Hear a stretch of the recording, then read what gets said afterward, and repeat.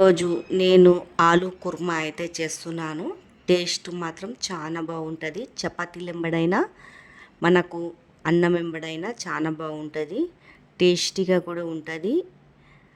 నేనైతే ఫస్ట్ ఒక గిన్నె అయితే పెట్టుకున్నాను. మా ఇంట్లో అయితే ఆలు కుర్మా అంటే చాలా ఇష్టము పిల్లలకి. ఒక గిన్నె పెట్టుకొని 4 పావులు నూనె పోసుకొని ఒక ఆలుగడ్డలో 4 ముక్కలు అయితే చేసుకున్నాను. చేసుకొని ఇదంతా ఇట్లా రెడ్గా ఫ్రై చేసుకొని పక్కకైతే తీసేసుకున్నాను. తర్వాత ఒక పెద్ద ఆనియన్ సన్నగా తరిగి దీంట్లో అయితే వేసేసాను. దీన్ని మంచిగా అయితే ఫ్రై చేసుకుంటున్నాను. ఆనియన్ని పచ్చివాసన పోయే వరకు. తర్వాత ఒక చెంచాడు అల్లం పేస్ట్ వేసుకున్నాను. ఇదంతా పచ్చివాసన పోయే వరకు మంచిగా ఫ్రై అయితే చేసుకున్నాను.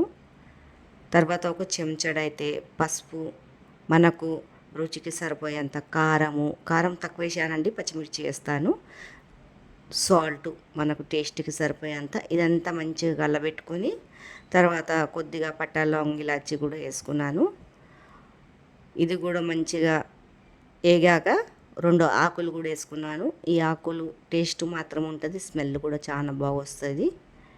తర్వాత టమాటాలు, పచ్చిమిర్చి వేసుకున్నాను. కల్లేమాకు కొద్దిగా, పచ్చిమిర్చి అయితే 4-5 చీరి అయితే వేసుకున్నాను. ఇవంతా మంచిగా ఉడికిపోయాక సిమ్ము మంట మీద ఉడికించుకోవాలి. టమాటాని మెత్తపడిపోయాక టమాటా, అప్పుడు ఈ వేపుకున్న ఆలు అయితే దీంట్లో వేసేసుకున్నాను. ఇవంతా మసాలాలు పట్టేలాగా అయితే కలుపుకొని ఒక 5 నిమిషాలు మంచిగా కలిపి పెట్టాలా ఫ్రైలాగా.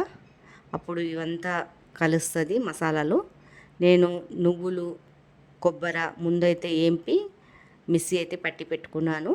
తర్వాత ఇదైతే వేసేసాను. వేసాక కొద్దిగా దాంట్లోనే నీళ్ళు వేసుకున్నాను గ్రేవీకి. ఇదంతా బాగా మంచిగా ఉడకనియాల. సిమ్ము మంట మీదనే ఉడకనియాల. ఎక్కువ మంట పెడితే కింద మాడిపోతుంది. మూత పెట్టుకొని, ఎందుకంటే పైన అంతా చిల్లుతుంది ఇది. ఇలా కలుపుకొని తర్వాత పైనుంచి కొద్దిగా చికెన్ మసాలా వేసుకున్నాను. ఇది కూడా అంతా కలిపేసి ఒక్క 5 నిమిషాలు పొయ్యి మీద సిమ్ము మంట మీద పెడితే ఉడుకుతుంది. ఉడికాక సన్నగా తరుక్కున్న కొత్తిమీర అయితే పైనుంచి వేసేసాను. చాలా టేస్టీగా అవుతుంది. మీరు ట్రై చేసి అయితే చూడండి. పూరీలు ఎంబడి, చపాతీలు ఎంబడి, అన్నం ఎంబడి చాలా బాగుంటుంది.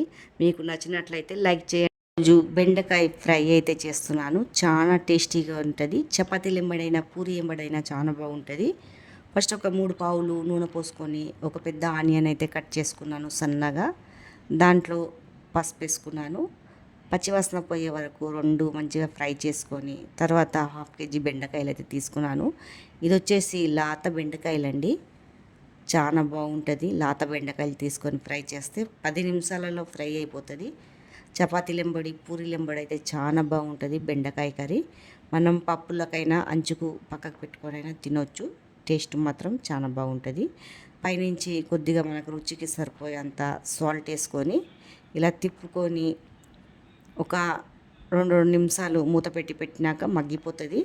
మగ్గిపోయాక పైనుంచి మనకు ఎంత టేస్ట్కి సరిపోయేంత కారం అయితే వేసుకోవాలా. తర్వాత మరొకసారి అంతా తిప్పేసుకొని సిమ్ము మంట మీద ఫ్రై అయితే చేసుకోవాలా. మీకు నచ్చినట్లయితే ఈ బెండకాయ ఫ్రై కామెంట్ చేయండి, లైక్, సబ్స్క్రైబ్ అయితే చేసుకోండి.